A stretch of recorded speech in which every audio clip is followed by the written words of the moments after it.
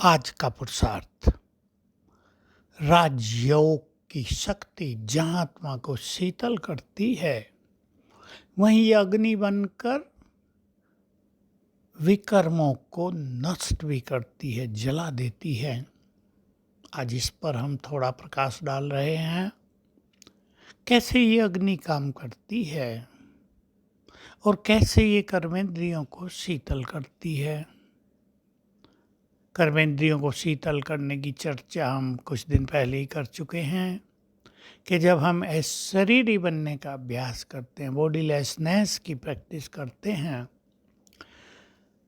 आत्मा देह से न्यारी है, तो आत्मा से शांति के, पवित्रता के वाइब्रेशंस पूरे शरीर में फैलते हैं, जो अंग अंग को शीतल कर देते हैं। जो जितनी प्रैक्टिस करेंगे उनको अनुभव होगा कि उनकी उत्तेजनाएं शांत हो रही हैं, चाहे काम की हो चाहे क्रोध की हो। योग एक अग्नि है, भगवान के शब्द हैं। देखिए, जो कुछ भी मनुष्य कर्म करता है, ये एक बहुत सूक्ष्म गति है, ध्यान से सुनेंगे।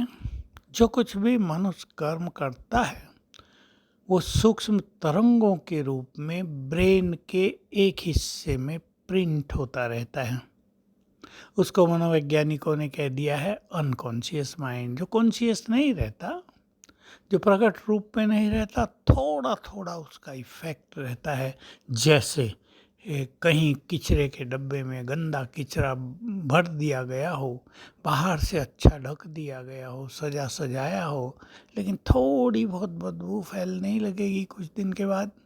ऐसे ही जो पाप कर्म मनुष्य से हुए हैं और वो ब्रेन के एक हिस्से में प्रिंट है, उनसे थोड़ी बहुत बदबू यानी अशांति, तनाव, पाप कर्म करने की प्रेरणा, विषय विकारों में बढ़ोतरी, बुरे संस्कार, इस रूप में वो व्यक्त होती रहती है।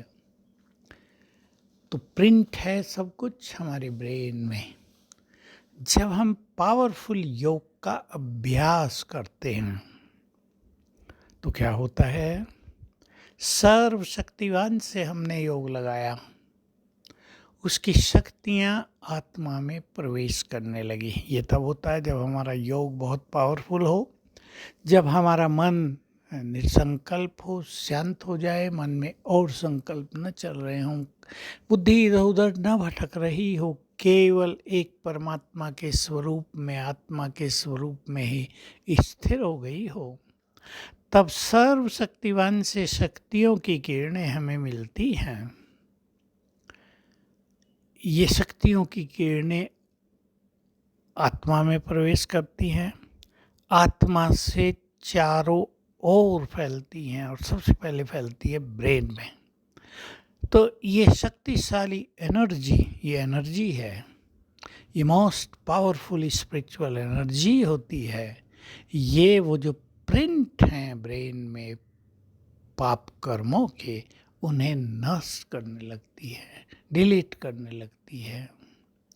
और फिर हम सुंदर चीज़ें उसमें भरते भी हैं, स्वमान भरते हैं, तो वो फुल होने लगता है, नए प्रिंट उसमें होने लगते हैं, नई चीज़ें उभरने लगती हैं। जैसे अगर हमने अभ्यास किया, मैं देव कुल की निर्विकारी आत्मा हूँ, हमें नशा चढ़ गया, वो स्वरूप हमारे सामने रहने लगा, जैसे ब्रह्मा बाबा के ममा के सामने रहता था, हमारे सामने रहने लगा वो स्वरूप। तो हमारे देव संस्कार जो भरे हुए हैं ब्रेन में, वो भी प्रिंट हैं, वो जागृत होने लगेंगे। ये बहुत सूक्ष्म गति से कार्य चलता है। आप कहेंगे शरीर तो जलकर भस्म हो जाता है एक देह के अंत के बाद, लेकिन वही सब कुछ सूक्ष्म शरीर में, सूक्ष्म ब्रेन में, गर्भ में चला जाता है, और अगले शरीर में जो ब्रेन बनता है उसमें भी वो सब प्रिंट हो जाता है। तो इस तरह ये जन्म बाई जन्म जो कुछ हम करते आए, वो एक ब्रेन से दूसरे में, दूसरे से तीसरे में ट्रांसफ़र होता ही आया है। तो अब के हमारे वर्तमान ब्रेन में हमारे अनेक जन्मों के विकर्म हैं और सतयुग त्रेता युग का देवत्व भी है। इन विकर्मों को हम योग की अग्नि में नष्ट करेंगे तो कर्मातीत हो जाएंगे। स्वमान से सुंदर संस्कारों को जागृत करेंगे तो सर्व खजानों से सर्व गुणों से भरपूर हो जाएंगे। ओम शांति।